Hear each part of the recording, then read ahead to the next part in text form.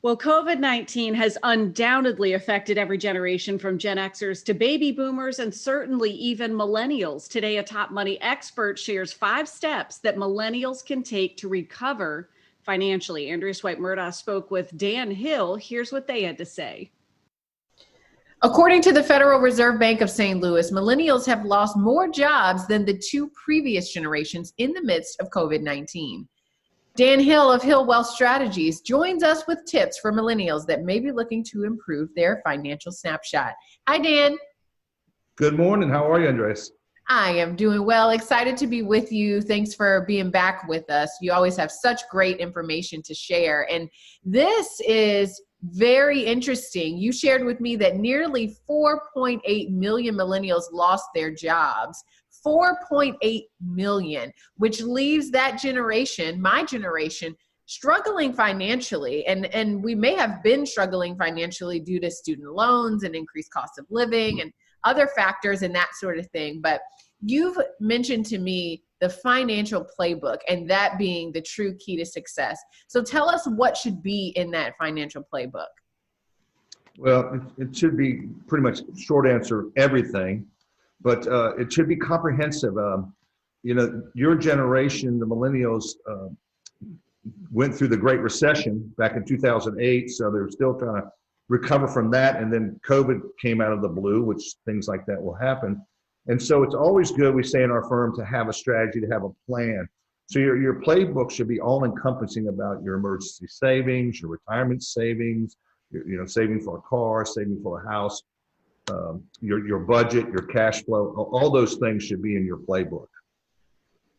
Absolutely. And I know that we're all really trying to get a feel for, how to move about as it relates to debt versus really saving for a rainy day or a rainy 6 or 7 months as what we have experienced. So what's the sweet spot as far as the savings element, especially for those who may have blown through some savings as a result of recent events? Right.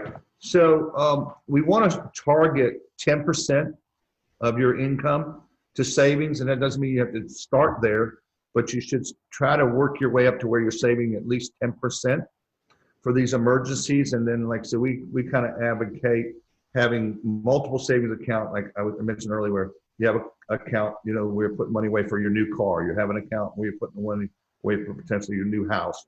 You have the 3 to 6 months is kind of the rule of thumb that we want to have for emergencies like this.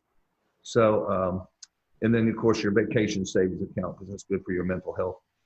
So 10% is the target, and we want to kind of just put a little bit in each one of those buckets.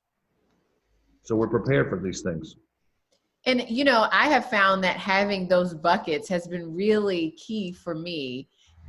There's a place where everything goes. And you mentioned the importance of having systematic saving practices where, your check comes in and unfortunately it gets kind of distributed to these places, these accounts that you need. Right. You're paid for 1 second right, and then it's all distributed. But there are some other ways that we can go about this, especially as we think about retirement saving and really getting ahead of that early in our careers. Yeah, so it's very important, like you said, to do systematic. How many years ago now? 40 years ago, I guess, when I was a millennial, starting out, and I had that whopping $700 a month house payment. I wasn't saving. I was like, I can't save. I got too many bills, just got married and, all that. But I did the systematic.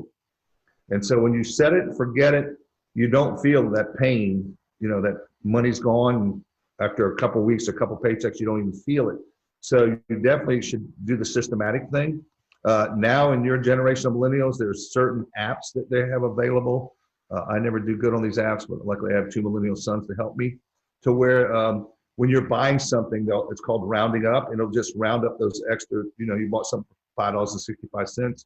You round it up, that 35 cents will go into savings. It doesn't seem like much, but it'll add up. You don't realize how much purchases you make when you're shopping for groceries and things, clothes and whatnot.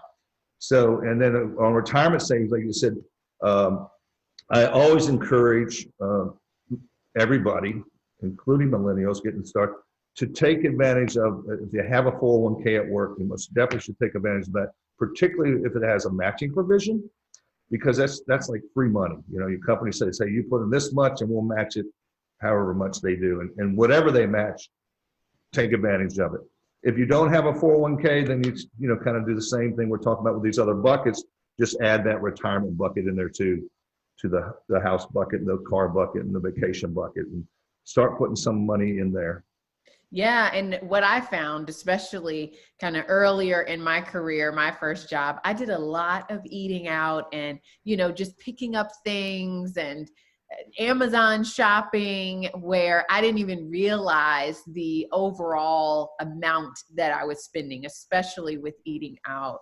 So you're right. Those apps that you were talking about, we use Mint, for example, Yeah. and to go in and start to look on a monthly basis to see how much were you really spending on this and how much could you have saved. That's a game changer. And every little bit counts, especially when you're looking to create a travel fund or a new car fund or whatever it may be. Every $20 you don't spend makes a big difference in the long run. Yeah. I mean, we just kind of live. I mean, we're all guilty of it. We just kind of live our life. And like you said, unless you look at it, I mean, I do this every day with people when I'm doing their cash flow analysis. And I go, okay, how much money do you make? How much money do you spend? You know, and okay, so that means you save $1,000 every month? They go, no, right? We just, and it's typically 99% of the people go, I said, well, you said you made this much, and you said you spent this much, and your house payment was this much, and your car payment was this much. That means you have $1,000 left over every month. Do you have that? No. Right. So you're actually spending more money than you realize because you're just living. That's why it's important to have that playbook and to have a plan and to have, you know, those systematic, all those things, like I said, are intertwined to make it work for you.